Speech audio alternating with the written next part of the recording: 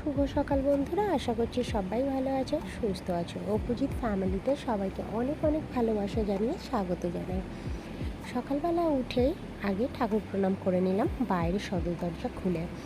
তারপরেই আমি বাকি কাজ সারবো, সেটা আমি আগে থেকে ভাবনা চিন্তা করে নেব। তো তার আগে সদর দরজা প্রণাম করে নিয়ে আজকের গঙ্গার জল হাতে করে নিয়ে ছিটা দিয়ে দিলাম।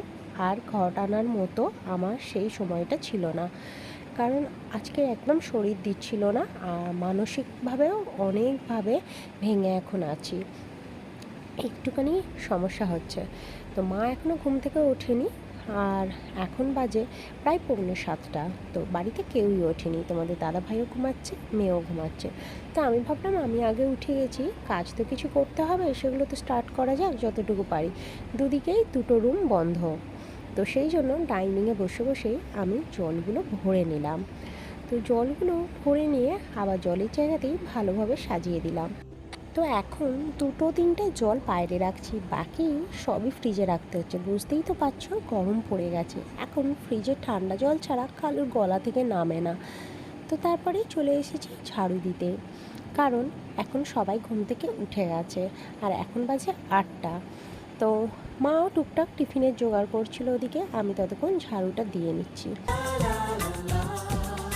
কিছু হাসি, কিছু আশা, কিছু মধুর ভালোবাসা।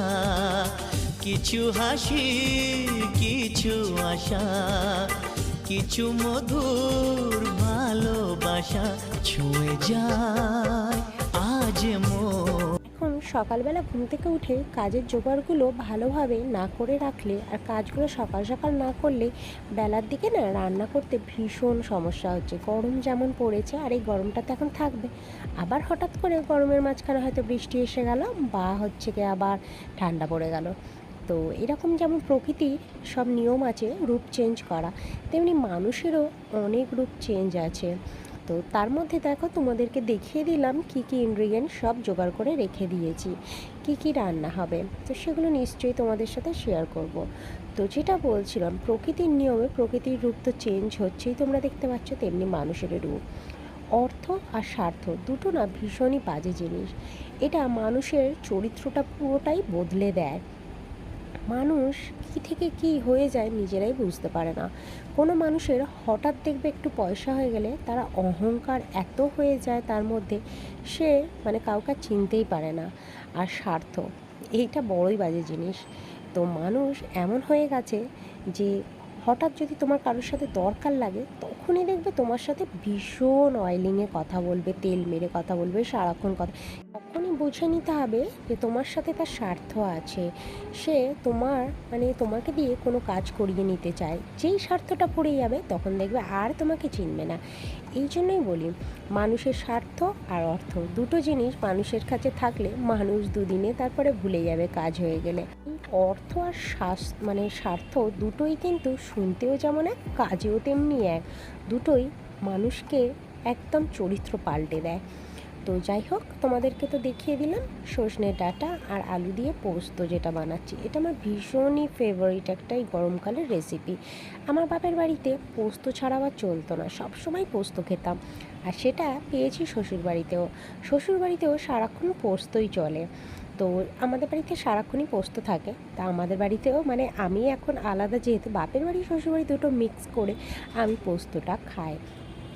তো ভাবলাম এবারে আজকে তো বৃহস্পতিবার, তাহলে হচ্ছে কি পোস্তটা করছি যখন, তাহলে একটু হচ্ছে কি ডাটা দিয়ে করে নিই।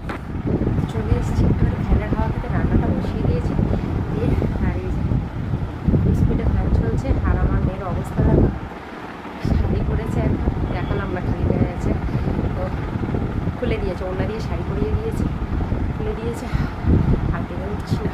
আর বিছানা এই দেখো, পর্দা ফর্দা কিছু তোলা হয়নি, খালি সকাল সকাল রান্না বসিয়ে দিয়েছি। আর বিছানা টিছানা এইগুলো সব ঘরে তোলা আছে, ক্লিয়ার। এই ঘরেরটা বিছানা টিছানা কিছু তুলিনি, কারণ এখানে চাদরটা পাতবো বলে আর কিছু তোলা হয়নি, তুলবো। ফ্যানের তলায় গিয়ে বসবো, বা ফ্যানের তলায় গিয়ে বসবো। চলো একটু ঠান্ডা ঠান্ডা কিছু খাই। ফুল হয়েছে এ ঘরেও, দেখো ফুল ফ্যান, স্পিডে ফ্যান চলছে, এরকমই হয়। আর এখানে এখন আলু পোস্ত হচ্ছে দেখলে। আর এখানে সব ইনগ্রিডিয়েন্টস কেটে রেখে দিয়েছি, পেঁয়াজ, ধনেপাতা, টমেটো, আর মাছের তেলটা দিয়ে করবো। এখানে বেগুন, এখানে একটুখানি কাপে অল্প করেই ঢেলেছি, তাও আবার চায়ের কাপে। মানে এই চায়ের কাপটা কেউ ইউজ করে না। আমার যখন আগে ইচ্ছা করে যে চা খাবো, তখন এই কাপটা আমি চা খাই। এবার আমি ভাবলাম যে এতেই একেবারে একটু মাজাটা খেয়ে নিই, ঠান্ডা ঠান্ডা। আমার মেয়ে খেতে আসতে হলো, কারণ এখানে রাখো, চামচ এনে দিচ্ছি, খাবো। পুরো গোটাল এটা নিয়ে আসতে হবে। মানে একটু ঠান্ডা টেস্টটা পেয়ে গেছে। একটু দিই,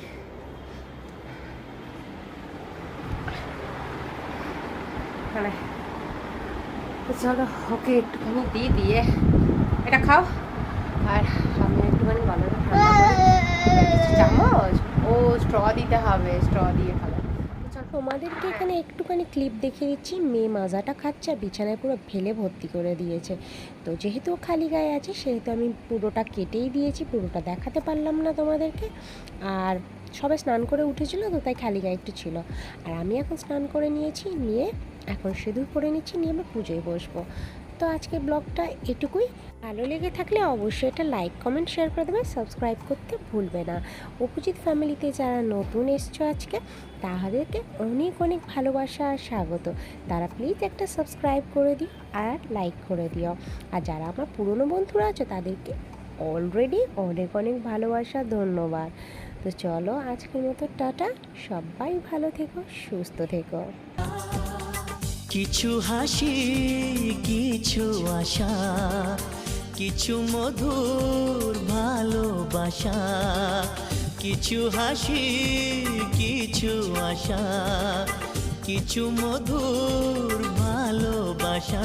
ছুঁয়ে যায় আজ মন, ভরে যায় এ জীবন। ছুঁয়ে যায় আজ মন।